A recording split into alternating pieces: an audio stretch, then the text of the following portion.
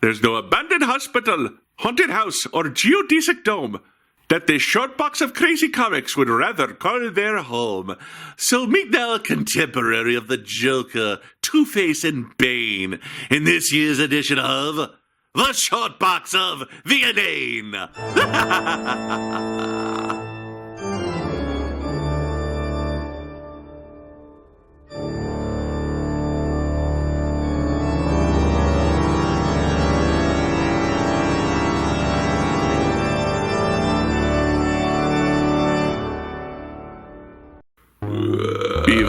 Be very quiet.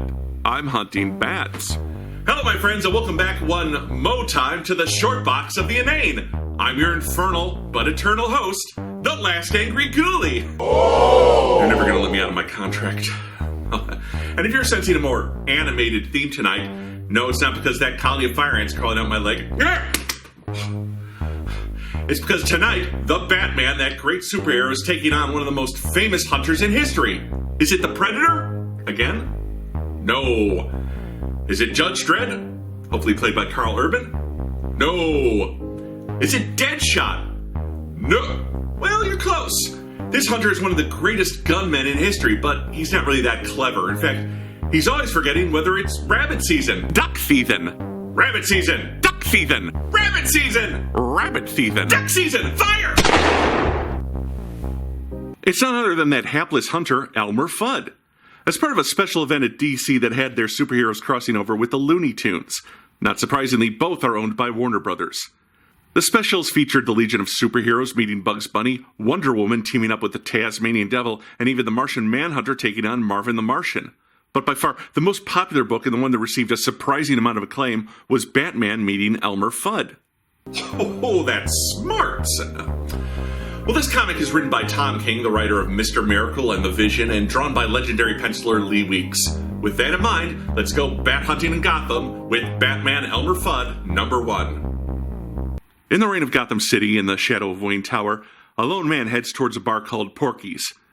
No relation to the brothel from the 1980s teen sex comedies. He's Elmer Fudd, and he's hunting wabbits.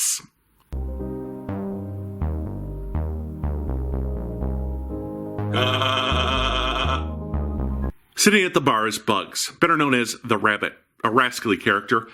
Elmer is surprised to find him here, but he got lost on the way to Albuquerque. Although both admit they've never actually been to Albuquerque. They dance around the point for a bit, but Elmer's here to kill Bugs. The bar is full of an eclectic bunch of men. A small man who saw Putty Tat, a stranger obsessed with destroying planets blocking his view, even talent agents for singing frogs. You know, losers. Bugs did it. He admits it. But he was only the trigger man. The man behind this all is Bruce Wayne. Elmer flashes back to a gorgeous woman with silver hair mentioning that name. He stands and leaves. Bugs has bought himself a reprieve. He contacts a friend who sets him up as a limo driver to a Bruce Wayne party while remembering his love affair with the woman. She only ever loved one man like she loved Elmer. Bruce Wayne. He gets past Alfred and into Wayne Manor. Fudd grew up poor. You hunted for your food and he got good at hunting. Elmer Fudd is poor, but that doesn't make any sense. He should be a contemporary of Bruce Wayne's.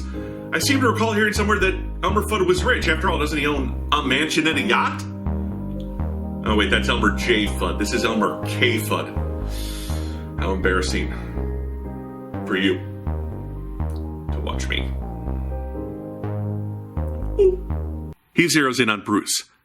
He moved to the city. His only skill was hunting with a gun, so he began to hunt men. He thought that life was over when he met the woman. He blasts Bruce. Fudd drives away in the limo, but the Batman is in hot pursuit. We see that he fell in love with Silver St. Cloud and promised to change after his last hit. But when he returned to their home, he found a pool of blood and the carrot that led him to Bugs. Returning to his apartment, there's a knock on the door, but no one's there. He rests his gun in his shoulder for a moment, which is actually a crafty move, as he opens fire on Batman just as the Dark Knight is about to grab him from behind. Neither man can quite tag the other with bullets or fists. Batman kicks Elmer, who breaks his shotgun across Batman's face. The two stand off, and Elmer lets Batman know that Bruce Wayne deserved to die for murdering Silver St. Cloud. He demands to know how Fudd knows Silver. This causes them both to think. Batman tells him Bruce Wayne is alive and didn't hire a hitman. They head to Porky's bar to beat the truth out of Bugs and company. Watch this, pal. Oh, we now return to our review of Batman Elmer Fudd #1 on the short box of the Inane. There's only one way to start a fight here. Hey! Batman says the worst national park is Yosemite. A man with a long red mustache pulls his pistols on Batman, but goes down in one punch. What is it with Batman punching red-headed jerks? They beat their way through a group of punks. Finally, all that's left is Bugs. Why did he kill Silver St. Cloud? Because she asked him to. Silver found out that every night Bruce Wayne could be dangerous. Elmer seemed safe, but then she found out that he could also be dangerous. She wanted to get away from both men, so Bugs helped her stage her demise. She then had Bugs point Elmer at Bruce, knowing the two men would occupy themselves with each other while she fled town. She makes her exit. The three men head to the bar and order carrot juice. Whoops! Porky just ran out. Out? Who ever heard of a pig without a poke? I doubt anyone in this audience has heard that. But hey, bet they heard of a dork without a joke. Yeah, thanks, Doug. But you're really going all out for the spoof, aren't you? But hey, here's my question. How come the last character in this was an animal? The last character was an animal? What do you mean? Think about it. You got a bat who's a man, a rabbit who's a man, and then you got Silver St. Cloud. What about Silver St. Cloud? She was a stone-cold fox. Ouch. Anyway, for this week's musical number, we're going to do Catwoman's favorite Carly and Rae Jepsen song, Catch Me, Maybe, which has been cut for time and due to the fact that I can't afford the music rights. Thanks. The only reason I agreed to do this is because he said I get to meet Elmer Fudd. He's my hero now!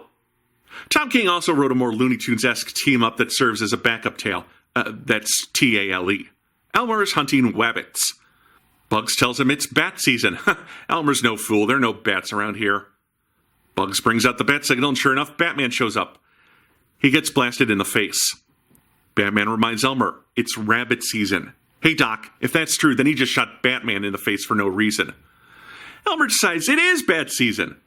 Batman swings out and comes back with his old enemy, the Calendar Man. He asks the villain to tell Fudd what time of year it is, but he simply runs off, happy to be free.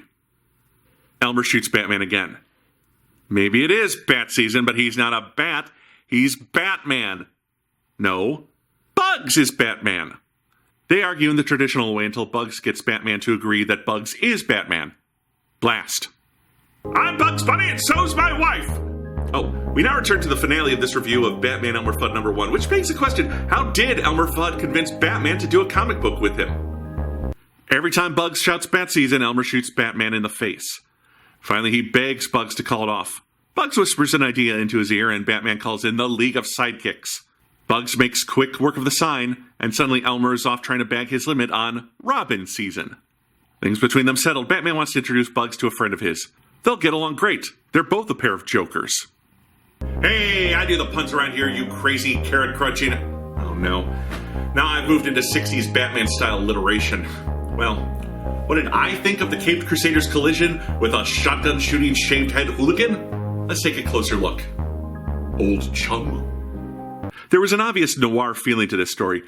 Taking the Looney Tunes characters and putting them into an entirely new theme is a gamble that's paid off for DC Comics with their Hanna-Barbera properties like Scooby-Doo Apocalypse. To that end, the art is perfect for the tone. Lee Weeks creates a gritty, downtrodden Gotham City and inhabits it with a group of thugs and ne'er-do-wells patterned after the Looney Tunes.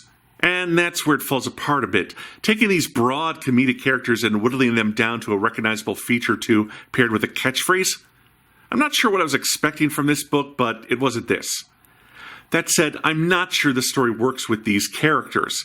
It's essentially a Batman story with Elmer Fudd playing a hitman. The other Looney Tunes are just there for their recognizability factor, so we can hear that catchphrase or see a familiar mustache or jacket and say, oh, it's him! The characters are by their nature lighthearted and whimsical. Elmer Fudd is also pretty out of character. He's suddenly this deep, romantic, if not tragic character, trying to avenge the death of a loved one. Really? Elmer Fudd? It kind of feels like Tom King took a one-shot story for his monthly Batman book and decided to plug in the Looney Tunes. I can't say that there's anything wrong with this story, and I've heard nothing but praise from everyone who's read it, but I have to be honest, something feels off. And then Silver just walked out after she set two dangerous men against each other in a plot that could have gotten them both killed? I didn't like that. Also, Elmer admits to us that he's a hitman, yet he and Batman just sit down for a drink at the end. Where's that justice you're always going on and on about, Bruce? As for the end story, well, it's alright. It's got a gag or two that works, but here it's Batman who doesn't fit in with the glib world of the Looney Tunes. Here you have to believe that Batman, one of the canniest heroes of our time, could regularly be tricked by Bugs Bunny and willfully take a shotgun blast to the face over and over. It's just hard to believe that Batman couldn't figure this out or wouldn't lose his temper at some point. Here, the violence works, the characterization does not. And there you have it. It's not quite a team-up comic, it's not quite a versus comic. I give Batman Elmer Fudd #1 3 stars out of 5. It never quite works at the best of times, although it is a fun enough read, I suppose. But the Looney Tunes don't quite fit with the Batman universe, and in the backup tale, Batman doesn't quite fit into the Looney Tunes universe. But what will fit into the short box of the Inane on our next episode is me answering the door, excuse me. I don't know why I always talk about next year, I have no idea what it'll be. Oh! Mr. Ghoulie, I just won an award. Well, that's great, you must be very proud. No, I wish it had never happened. Wait, you're upset that you won an award? Wouldn't you be, if that award was a cat's butt mounted on a plaque? Oh my god, that's terrible! Somebody gave you a cat's butt mounted on a plaque? No wonder you hated it. I'll say, it was a cat-ass trophy. Oh. That hurt worse than getting shot in the opening. Whew. That joke was a catastrophe. Well, with that, we seal up the short box for another year, but it's probably for the best. With jokes like that, if we left the short box open, they'd get pretty stale. Well, more stale. We'll see you next year.